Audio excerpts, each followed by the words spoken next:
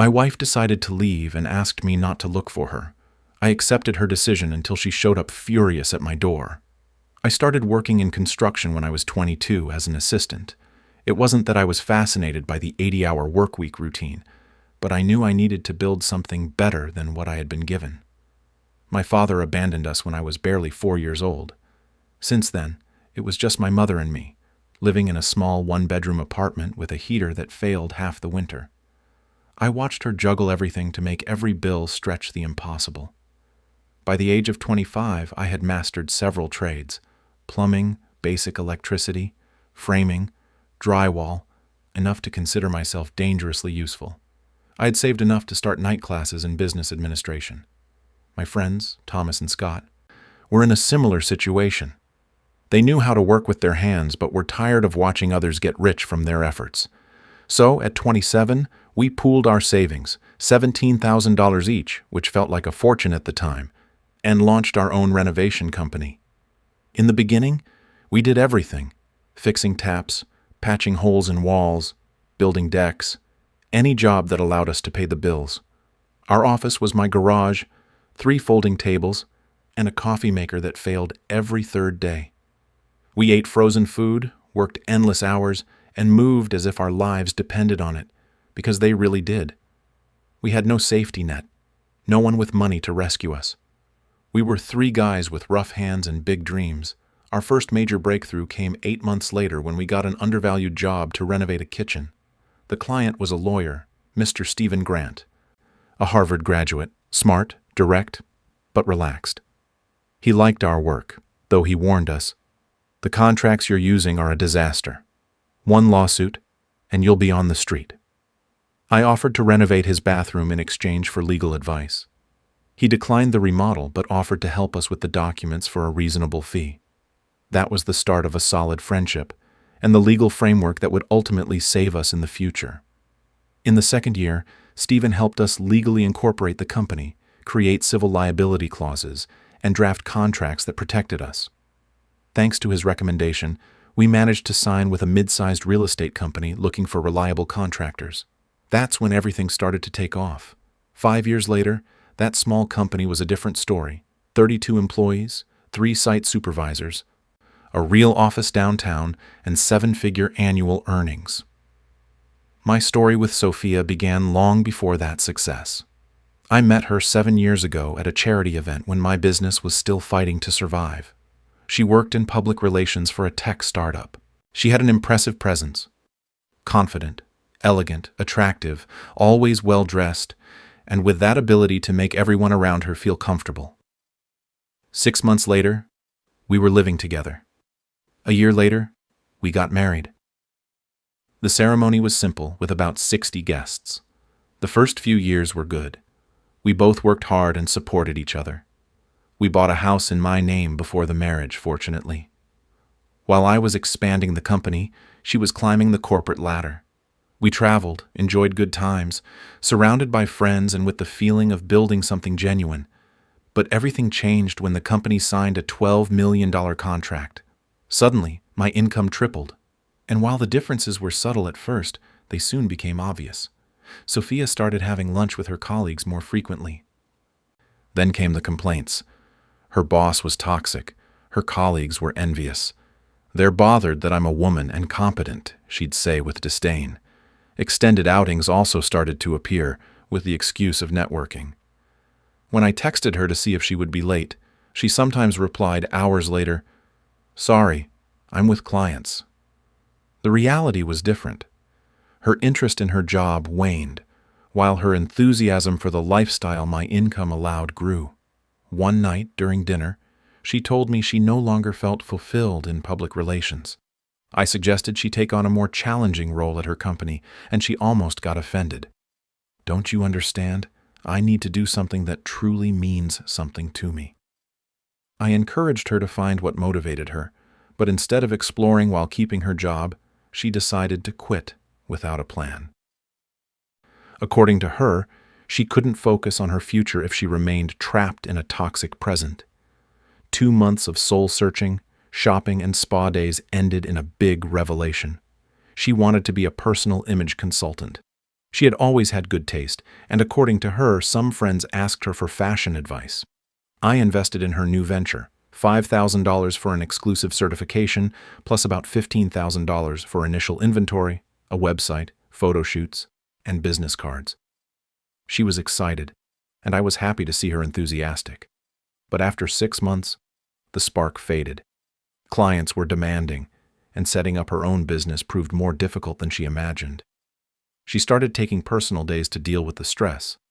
When I suggested she maintain a schedule or develop a marketing plan, she replied angrily, "This isn't construction.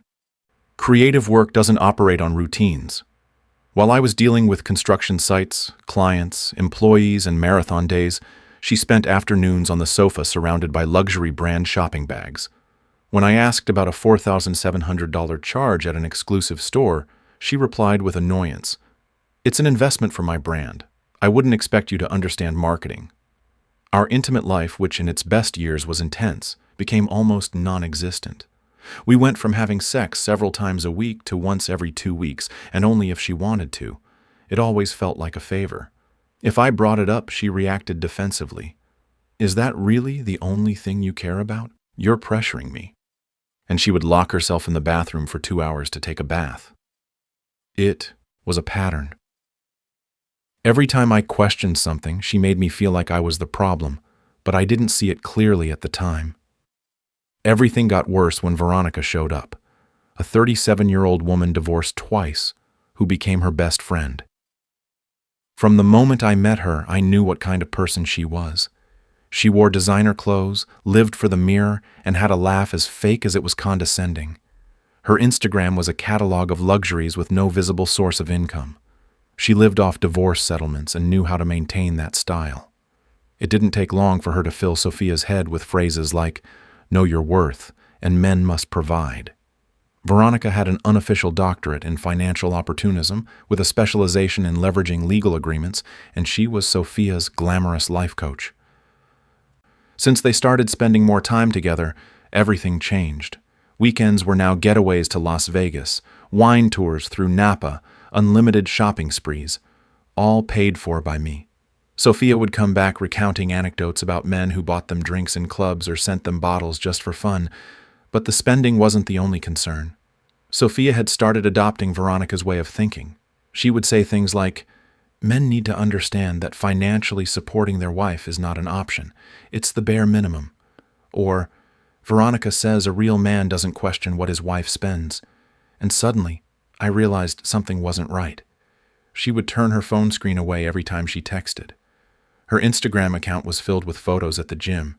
She didn't even try to hide it. Soon after, she started talking about a supposed new client, Jason, a personal trainer with thousands of followers on social media who needed image consulting for his fitness brand. The sessions between them extended longer than planned. She would come home late with a masculine perfume that wasn't mine. I'm not naive, but I also don't make accusations without proof. Still, something told me I needed to be vigilant. With work piling up, I tried not to lose my head, but Thomas, my partner, noticed the change. "Are you okay? You've been spaced out lately," he said, after I made mistakes on some blueprints. I tried to downplay it, but he insisted. He warned me that his cousin had lost half his company because of an ex who only contributed demands and problems. It was then that I decided to start taking note of everything. Dates, expenses, behavior. Something told me a storm was coming, and I wasn't wrong. For the next 3 months, Sophia was physically at home, but mentally absent. She lived glued to her phone, ignoring me, making decisions without consulting me. We hadn't had intimacy for over 2 months, always with excuses: tiredness, stress, commitments. One night, I tried to get close, and she laughed. "Don't even dream about it. I have an early meeting." Then she stayed up until the early morning watching TV series. She started criticizing my clothes, my friends, my decisions. "You should let me advise you. Those jeans are so out," she'd say with disdain. And meanwhile, she was spending thousands on her business. One afternoon, while reviewing construction budgets, she told me, "If you had more business vision, you'd hire someone to do that for you. Jason says successful people delegate." Jason again. I understood where all this was going. There were two key moments that confirmed what I already suspected. First, one Thursday, I arrived early from a construction site. It was 2 p.m. Upon entering, I found Sophia and Veronica sitting in the kitchen talking over glasses of sparkling water. "Just make sure you have your exit well organized. First, get your finances in order," Veronica was saying. "My second husband tried to hide assets, but my lawyer found everything. They always think they're smarter." When they saw me, they fell silent. Sophia forced a fake smile. "What a surprise to see you so early." I asked what exit they were planning, and Veronica replied they were helping a friend leave a toxic marriage. I didn't believe them for a second. That night, I called Stephen Grant, my old friend who was now specializing in legal matters. I told him everything I heard. He answered on the first ring and didn't hesitate. "She plans to leave and take as much as possible. We must get ahead of her, but everything must be done legally." The next morning, I met with him in his office where we designed a plan. Document emotional, financial, and physical abandonment, protect assets acquired before the marriage, and gather evidence without breaking the law. For 3 weeks, I followed his instructions. I precisely recorded the value of my company, detailing how much it had grown thanks to my premarital investments and endless hours. Stephen asked the accountant for a complete report with growth charts. I installed cameras in the common areas, legally permitted, and stored everything in a secure cloud. I kept a daily log of her absences, the constant rejections of intimacy, the days we didn't share anything, and her evident disinterest. I also collected receipts for her excessive spending. Over $7,000 in gifts for Jason in just 3 months, including trips she called business development. I created a detailed inventory of our belongings with invoices proving what we had before the marriage and what was acquired afterward. The other breaking point was when her cell phone vibrated while she was showering. A preview of a message from Jason appeared on the screen.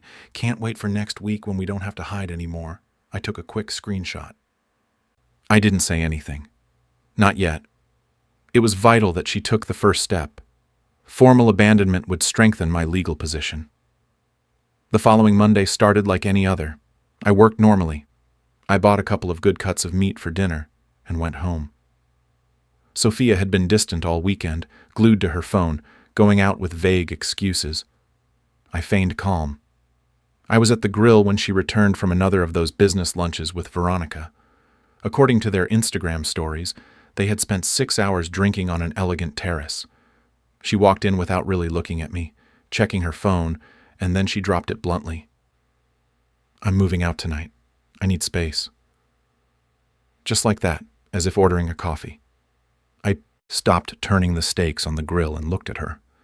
To my surprise, I felt neither rage nor bewilderment, but a kind of calm. The moment I had been waiting for had finally arrived. When I asked her where she planned to go, she let out a sigh of annoyance. "Jason is going to help me with a place to stay. The personal trainer I've been advising on his image has a free room." The same client she had been cheating on me with for months, and that supposed free room was clearly his bed with benefits included. "If that's what you want," I replied, without raising my voice, returning to the steaks that were starting to burn. She seemed disconcerted by my serenity, as if she had expected pleas or tears. But no. What she didn't know was that I had been emotionally distancing myself for a long time, watching her destroy our marriage day after day. "I'm serious. Don't look for me. I need to figure out my life on my own." "Okay," I said. "It's your decision." She grabbed her suitcase and the keys to the Range Rover leased through my company for $100 a month and left without looking back. 7 years ended that simply. I salvaged what I could of the dinner, ate alone in the kitchen, and took a moment to process everything. Then I immediately activated the plan that Stephen Grant and I had prepared. I sent him a message. "She just left. It's time." His response was immediate. "She took the bait. Document everything while it's fresh." I recorded a video detailing what had happened, including that she was leaving for Jason's apartment and asked me not to contact her. I also saved the security camera footage showing her packing and leaving voluntarily. I called the building manager to confirm her access code had been used on exit, confirming the voluntary abandonment. The next morning, Stephen arrived early with the divorce papers ready. We reviewed them together and added the most recent details. That same day, we formally filed them. With the lawsuit already filed, it was time to execute the financial part of the plan.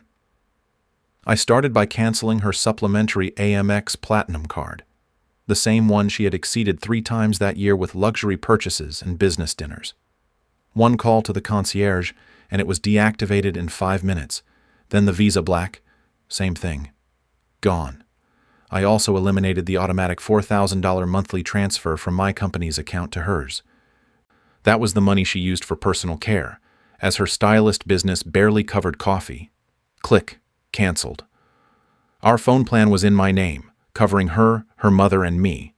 I didn't remove them from the plan, but I deactivated international roaming and premium services. Sophia used to show off from VIP lounges in Paris or Milan, trips that she claimed were inspirational, but were actually shopping vacations with Veronica. End of that, too. I called my accountant and asked him to remove Sophia as an authorized driver for the Range Rover, in addition to starting the process to return it. I spent the next 2 hours closing everything down. I changed passwords for Netflix, Amazon, and home security. I transferred money from our shared account to my private account and called my financial advisor to secure the investments. She wanted space, and I was giving her interstellar distance. Stephen and I had also prepared a dossier with evidence, recordings of her arrivals at 2 a.m. after supposed stylist sessions, proof of progressive abandonment, and misuse of joint money. Everything well organized and backed up physically and digitally. When Stephen asked how long I thought it would take Sophia to react, I told him to wait until the card stopped working and she came asking for money. And so it was. That same afternoon, I gathered the work team. I didn't give many personal details, only that I was going through a divorce and might need some flexibility. Thomas and Scott, my partners, were the first to offer support. "Count on us, brother," Thomas said. "Just make sure the business is protected," Scott added. "We all have families depending on this." I assured them everything was covered. That night, I slept better than I had in months. I felt like a weight had been lifted that I didn't even know I was carrying.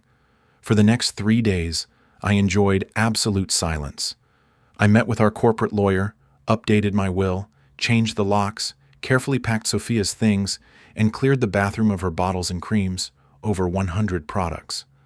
Finally, I indulged in watching those Christopher Nolan movies she always refused to see. In the end, Inception seemed more coherent to me than Sophia's supposed loyalty. I focused on myself. I started going to the gym before work, cooked at home, stopped ordering fast food, and called my mother without interruptions from Sophia. Mia, my project manager, noticed it immediately. "Boss, whatever you're doing, it looks great on you." Then came Thursday night. I had just finished a call with a client about their kitchen renovation when someone heavily knocked on the door at 9:30 p.m. I looked at the security camera. It was Sophia. Her hair was carelessly pulled back, and she wasn't driving the Range Rover. Karma had arrived faster than express shipping. I opened it, but didn't let her in. Stephen had a legal process server waiting on the street. As soon as she saw me, she blurted out without a greeting, "The card was declined. The Amex was with Jason and some clients. It was humiliating." I calmly replied, "All cards and transfers have been canceled." "What? Why did you do that? You can't cut me off like that. That money is mine too." I reminded her that she had decided to leave, that she was no longer part of this home and therefore had no access to the expenses. She started feigning tears. "You can't do this to me. We're married. Half of everything is mine. My lawyer will destroy you." I sent a message to the process server. "She's here." When I mentioned that I had filed for divorce, her face changed from fury to panic. "What? You can't do that. I just needed time to think." She tried to justify herself, denying Jason, saying she just wanted a break. I interrupted her, pulled out my phone, and played a legal recording where she admitted she was moving in with Jason and didn't want contact. Then I showed her the abandonment dossier and the record of the deterioration of our relationship. Everything documented. Before she could say more, the process server approached and handed her the divorce papers.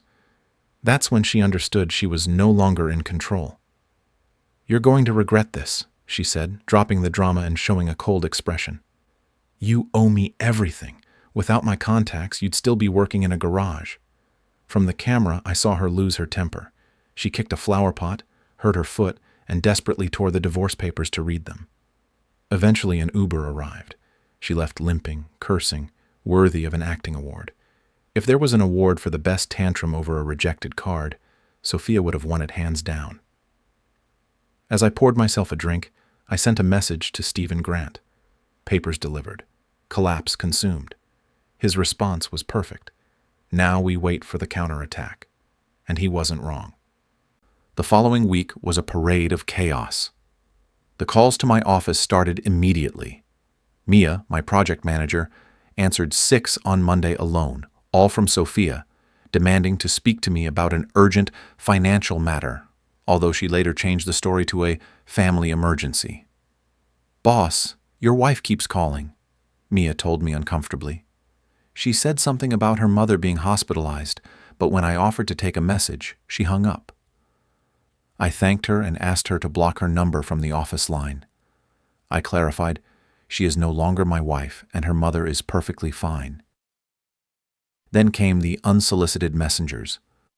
Mutual friends started sending me messages with phrases like, Sophia isn't well, or wasn't it cruel that you filed for divorce so quickly? My answer was direct. Sophia abandoned our marriage to move in with another man. Most backed off. Our social circle split almost immediately. The real friends, like my lifelong buddy Ryan, stood firm. I always felt something weird about her, he told me during lunch. Too perfect, like she was acting. Others sided with Sophia, including couples we had traveled with. One in particular, Trevor, had the nerve to lecture me about saving the marriage. Ironic, considering he had cheated on his girlfriend at least twice, as far as I knew. Then the social media campaign began. Sophia updated her Instagram bio to healing from trauma and started posting phrases about financial abuse and controlling men. Very subtle. Nothing says healing like publicly trashing your ex while living with your personal trainer. The last straw was when she launched a GoFundMe campaign titled Escaping Financial Abuse with a goal of $50,000. It raised $237 before Stephen Grant sent a cease and desist letter accompanied by proof of her voluntary exit and excessive personal spending. But the real challenge came from Veronica, Sophia's best friend and self-proclaimed divorce coach. One Tuesday night, she called me from a hidden number, screeching, "What's wrong with you? Filing for divorce without even discussing it with Sophia, cutting off her funds? She helped build that business. No one respects a man who abandons his wife," I replied calmly. She left voluntarily. She asked me not to contact her, and no, she didn't build anything with me. While I was founding a construction company, she was dressing millionaires' wives. The conversation quickly deteriorated. Veronica threatened me with her star lawyer, Bradley.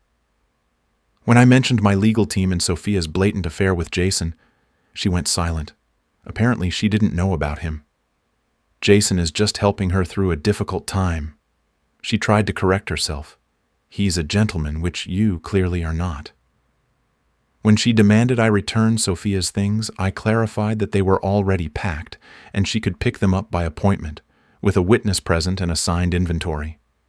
Veronica complained, "She tried to pick up the essentials yesterday, but you changed the locks. She had to borrow a sweater from Jason to go see her clients." But the security cameras had already captured her trying to open both doors with her old key. I reminded Veronica that attempting to force entry into a premarital property was trespassing and that everything was recorded. It seemed they expected Sophia could walk away from the marriage but continue to enjoy all the financial benefits, that typical attempt to have their cake and eat it too, which I had seen destroy many acquaintances. But this time, it wasn't going to happen. Days later, Sophia showed up at one of my construction sites. Carl, my foreman, called me immediately. "Boss, your wife is here asking about the project budget and talking to the clients. Do you want security to remove her?"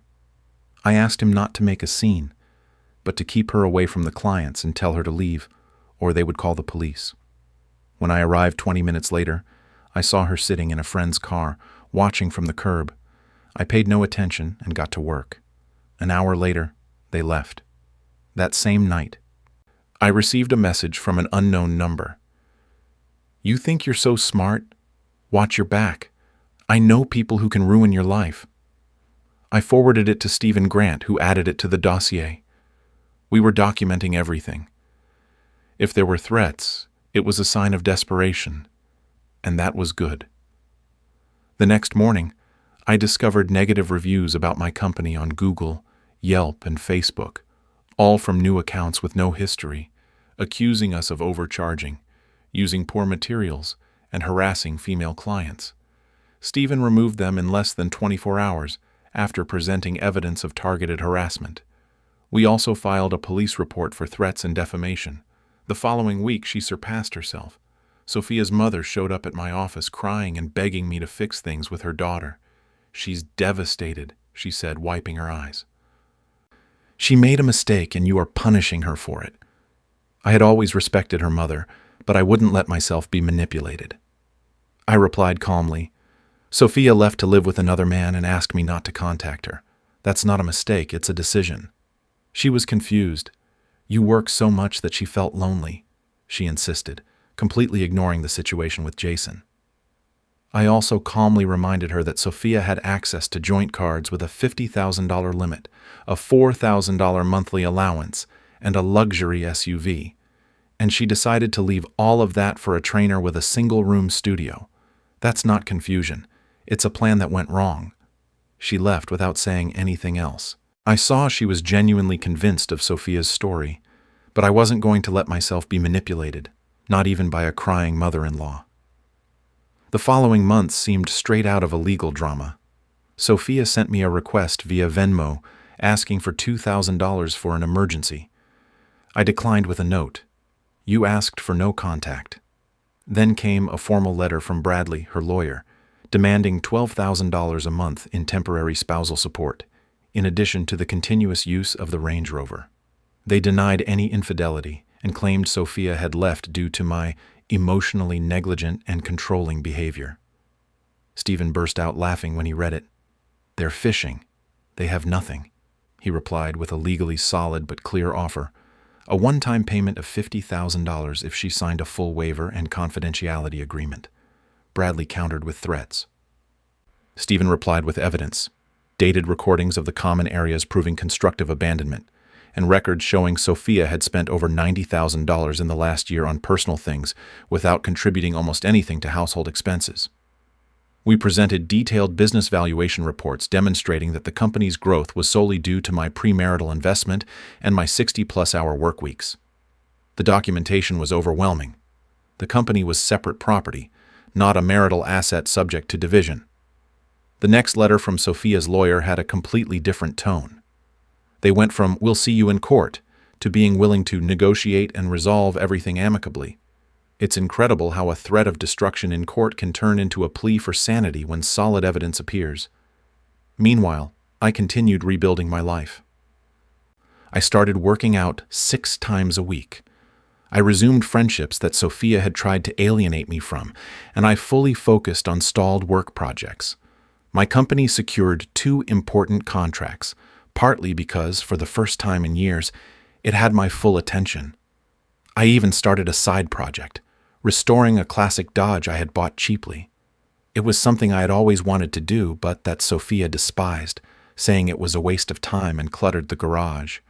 Now the time belonged to me. My partners noticed it right away. "You're crushing it lately," Thomas said after we closed a $2.5 million commercial project. "Divorce looks good on you." Sophia finally scheduled a visit to pick up her things. She brought Jason with her, a tall, good-looking guy in that generic Instagram fitness trainer style, though clearly uncomfortable with the situation. He stood by the entrance while Sophia and Veronica checked the boxes I had already prepared. Honestly, I felt a little pity for him. Stephen Grant, my corporate lawyer, also came as a witness. Additionally, they sent a legal assistant to record everything. The atmosphere was tense. At one point, Sophia tried to claim my Rolex watch. "That watch is mine," she claimed. "I chose it for you." "No, Sophia," I replied. It was a gift from my partners when we secured the Westbrook renovation. I even have the card signed by them. What kind of man takes gifts back from his wife? Ex-wife, I corrected, and one who keeps every receipt. Veronica kept interjecting, giving her opinion on every item. Are you really going to keep that painting? Sophia chose it. You have no taste without her. Yes, with my card, and from an artist I introduced her to. The funniest part was watching them try to fit suitcases, boxes, and bags into Jason's Tesla Model 3. There was no way. Jason was sweating, Sophia was furious, and Veronica was making everything more complicated. It looked like a reverse version of a clown car. Instead of people coming out, the consequences of their actions came out. The Range Rover would have been useful today, I said as they struggled with the space. Sophia shot me a killer look. In the end, they had to order an Uber XL to take away what didn't fit. When they finally left, Stephen told me, "You dodged a bullet, friend." 6 months later, the trial date arrived. We had prepared everything in detail, every document, every possible question, every scenario. Sophia showed up in a demure outfit, trying to project the image of a devoted wife, very different from what she showed on her social media. Her lawyer, Bradley, started with melodramatic arguments, talking about how I financially controlled her, and that she had given up her career for my company. He demanded half the business's value, the house, and permanent alimony. Then, Stephen presented our defense. It was precise, meticulous, and devastating. He showed Sophia's social media posts during the days she was supposedly working with me. Photos next to Veronica in a Miami pool with the caption "Executive Time." He showed that the company had been created 3 years before I met her, and that it was my efforts that made it grow, not her occasional dinners with clients. When Sophia claimed on the stand that she had built the business with me, Stephen presented her employment history at a public relations firm during those years. There was no way to deny it. Ms. Sophia, the judge said, finally, her claims about the company were not supported by the evidence. The documentation clearly indicates that this was a premarital venture in which you had minimal participation. The verdict was almost identical to what we anticipated, a one-time payment to Sophia, barely 5% of what she was asking for. I kept the company, the house, and did not have to pay any kind of alimony. The prenuptial agreement I insisted on signing held up perfectly. Sophia's expression upon hearing the ruling was priceless. As we left the courthouse, I overheard Jason telling her they needed to talk about their housing situation. Apparently, his budget wasn't enough to finance her expenses. What a surprise. The following month, I sold the house. It was too big for me alone and carried too many memories. I bought a modern loft downtown, steps away from my office. The business is doing better than ever. My life is too. Until 3 weeks ago, my doorbell rang on a Tuesday night. I saw through the security camera that it was Sophia, alone. She wasn't wearing designer clothes or perfect makeup, nor did she carry that usual arrogant attitude. She had lost it along with everything else. I opened the door but stayed in the frame. "What do you want, Sophia?" "I need help," she said, barely a whisper. "Jason and I broke up. He was using me. A friend is letting me stay, but she wants me out next week. I can't afford a place alone. I ran out of money. I spent it all on investments Veronica recommended, on shopping, on maintaining a lifestyle I can no longer sustain. Veronica won't even answer me. My parents don't want anything to do with me. I have nowhere to go." And then came the attempted reconciliation. I made a mistake. I see it now. We could try again. I know what I lost. I almost laughed. "That's not going to happen," I replied calmly. "Then could you lend me some money? Just until I get stable? I have an interview at Nordstrom next week." I looked at her. This was the woman who swore I would regret leaving her, who wanted to keep half of my company, who cheated and lied to me. Now she was asking me for a favor. "You wanted freedom and independence," I told her. "Now you have them. Good luck with the interview." I closed the door. "Are you really going to leave me with nothing?"